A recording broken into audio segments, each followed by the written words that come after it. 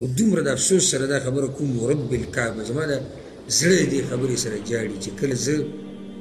د ډېرو مسلمانانو ته وګورم او دوی ته د حرام ته دا که څه دوی ته د څه داسې ګناه نه ښکاري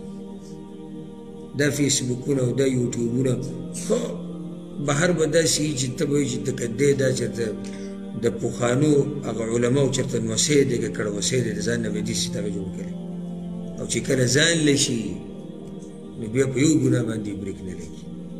بیا د جنکو تصویران هم ګوري بیا د هلکانو تصویران هم ګوري بیا سندرې هم اوري بیا د جنکو سره رابطې هم کوي بیا غلطې خبرې هم کوي هر څه کوي خو مخامخ نه ستا څه خیال دی ولې یعنې الله سبحانه وتعالی نه خبرېږي دې نه څه د قیامت په باره کې الله وایي یوم تبل السرائر سرائر پټو خبرو ته وایي رازونو ته الله وایي د قیامت په ورځ به رازونه راښکاره کوم وایي او که ستا دا راز راښکاره کړي ولستا دا پټ پاتې شي الله چې یوم تبل السرائر رازونه به راښکاره کوم دا خو نه دي وایي چې چا چا به راښکاره رازونه د دوی بندګانو په سینو کې چې څه هغه به راوباسم دوی چې پټ څه کړي دا به راوباسم ستا دا به ولې که دا راوباسي ته داسې مطمئن پسې ناستې ته چې بل ته نصیحت کوې چې نه نه مه ګوره حرامو ته مه کوه او ته چې کوې ولې د ده دا یو ګناه ده او ستا دا نه ده ګناه ستا ګیره ده ځکه تا ته اجازت دی د هغه ګیره نشته ځکه ناروا ده ته ځان ته داسې وایي چې لکه زه دیندار یم ځکه ستا دپاره جایز دی او دا څه دینداري شوه چې مخامخ دیندار او پټ بیا دینداري نشته بلکې د دیندارۍ پته هم هله لګي چې کله یوازې راشي هله د دیندارۍ پته لګي پیغمبر صلی الله علیه وسلم چې هغه کسان ذکر کړي چې د عرش په سوري کې به ولاړي یو یې څه ذکر کړی دی ورجل ذکر الله خالیا ففاضت عیناه او یو سړی یوازې ناست دی او د سترګو نه یې اوښکې روانې شوې دا یوازې ټکی ورسره پیغمبر صلی الله علیه وسلم ولې ویلی ځکه چې دې کې ریاکاري نشته یو سړی ځان له ناست دی په کمره کې وجاړي د الله د یېرې نه دې کې څه شک او شبهه شته چې دې کې به ریاکاري دې کې د ریاکاري د سره څه بیړې نشته دا د ایمان پته لګي چې کله ته یوازې شي او کله ته د شپې دا لیټ بند کړي د کمرې او ته په ځان کمبل له واچې او کله ځان له چې ګاډي کې ناستې او کله چې ځان له دفتر کې ناستې که نه بیا د ایمان پته لګي چې ستا ایمان په څومره اوبو کې دی حیا درځي تاله د الله نه او که نه وګوره یو حدیث کې داسې راځي ډېر ناشنا حدیث دی پیغمبر صلی الله علیه وسلم وایي د الله نه داسې حیا وکړئ لکه څنګه چې پکار ده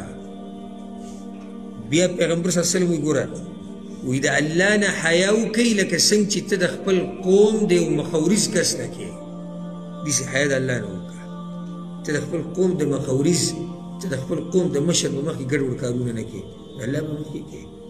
الله د منافقانو دا صفت ذکر کړی دی یستخفون من الناس ولا يستخفون من الله وهو معهم اذ يبيتون ما لا يرضى من القول الله وی دوی یریږي د خلکو نه دوی پټیږي د خلکو نه دوی حیا کوي د خلکو نه او نه کوي حیا د هغه الله نه او نه پټیږي د هغه الله نه او نه یریږي د هغه الله نه چې هغه دوی سره دی دوی چې هر څه کې هغه ویني دوی چې هر څه کې هغه اوري د هغه الله نه حیا نه کوي چې د دیوال نه اخوا څه نه ویني د هغه نه حیا کوي چې د دیوال نه اخوا څه نه اوري د هغه نه یېرېږي چې په لاس کې څه نشته د هغه نه یېرېږي چې مرګ پرې راځي د هغه نه یېرېږي او هغه رب الله لا اله الا هو الحي القيوم لا تأخذه سنة ولا نوم هغه رب چې همیشه ژوندی دی نظام چلوونکی دی خوب پرې نه راځي وما كان ربك نسيا ستړی کېږي نه وتوكل على العزيز الرحيم الذي يراك حين تقوم هغه رب چې ته هر وخت ویني د هغه نه حیا نه دا عجیبه ایمان نه دی د هغه الله نه حیا نشته د مخلوق نه حیا کوه ښه دې مخلوق ته به ګناه ولیدي نو څه چل وشو اوس یو کس ګناه وکړه او تا ولیدو زیات نه زیات به څه وشي څه وخته پورې د ده سره طبیعت نه لګي او بس د زما ضرورت نه لګي ځکه چې بېدینه ده د څه وخت بعد به ورسره روغ هم کي زه خیر زما توبه ویسته او دا هر څه خبره وشي که دا خلک ستا د ګناه نه خبر شي خو نقصانات داسې دومره تونو نه مخکې راوړی دی ولې ځکه چې شروع د څه نه کېږي د نظر نه شروع د سترګې نه کېږي اولنی غشی چې وځي که نه هغه د څه نه وځي هغه هم د دې سترګو نه وځي د دې سترګو حفاظت کوي ابو رز ما دې ملګرو ته یو حدیث بیان کړی او ډېر خوندور حدیث و او نن مې بیا هغه حدیث ذهن ته راغی دې موضوع کې، نو مې دې ملګرو ته هم بیان کړم. ډېر داسې حدیث دی چې انسان یې واوري نو خوشحاله هم شي، او چې چا کې کوتاهي نو د هغه دپاره د یېرې خبره هم ده. حدیث کې راځي عبدالله بن مسعود رضی الله عنه روایت دی، او امام طبراني راوړی دی او ښه صحیح سند دی الحمدلله. په هغې کې دا دي پیغمبر صلی الله علیه وسلم وایي ثلاثة لا ترى اعینهم النار یوم القیامه. درې خلک دي چې د هغوی سترګې به د قیامت پورې جهنم نه وي. درې خلک دي چې جهنم به د سره هیني نه، چې جهنم نه هیني نو څه مطلب شي؟ نه به ځي جهنم ته، جنت ته به ځي. دا درې خلک څوک دي؟ عین بکت من خشیة الله. اولنی کس هغه دی چې د هغه سترګه جړېدلي د الله د یېرې نه او د الله د یېرې د لاسه، په دې سترګو باندې جهنم هغه حرام دی، جهنم به نه وي. دویم وعین حرست فی سبیل الله، هغه سترګه چې هغې څوکۍ کړي د الله په لار کې په جهاد کې،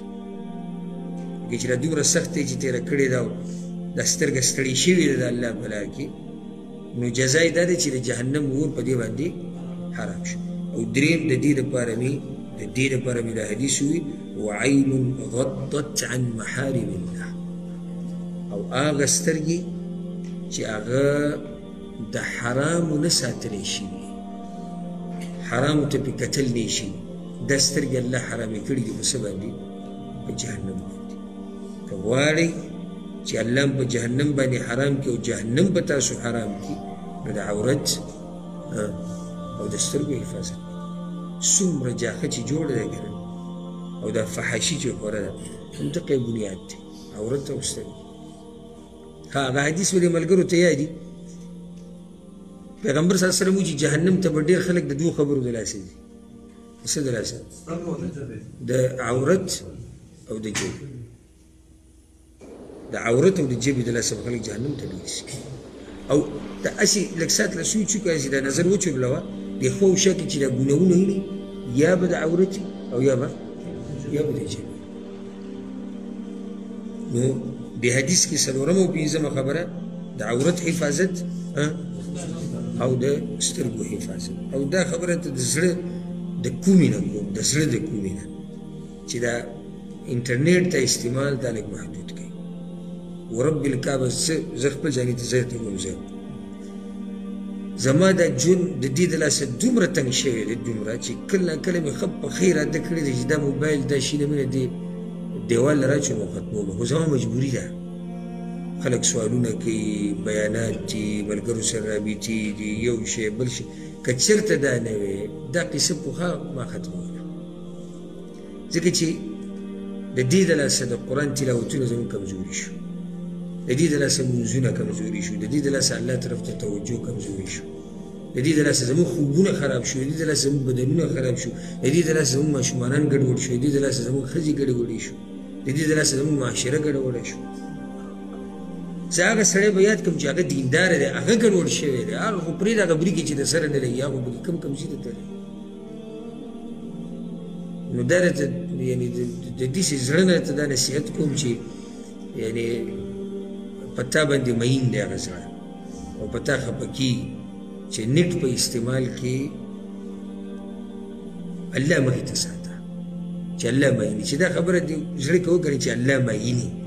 او زما دا اوري، نو انشاءالله د ډېر حده پورې به ته د ځان حفاظت وکړې، د عورت به هم وکړې او د سترګو به هم وکړې. ځکه چې ما ته پته ده که نه، زما خوا ته کسان راځي، زما نه تپوسونه کوي، داسې قسم تپوسونه چې زما په دې جسم باندې دا غونه یې ځیږ شي، دا ویښته ودرېږي، او وجه هغه دقه انټرنیټ وي، وجه هغه دقه موبایل.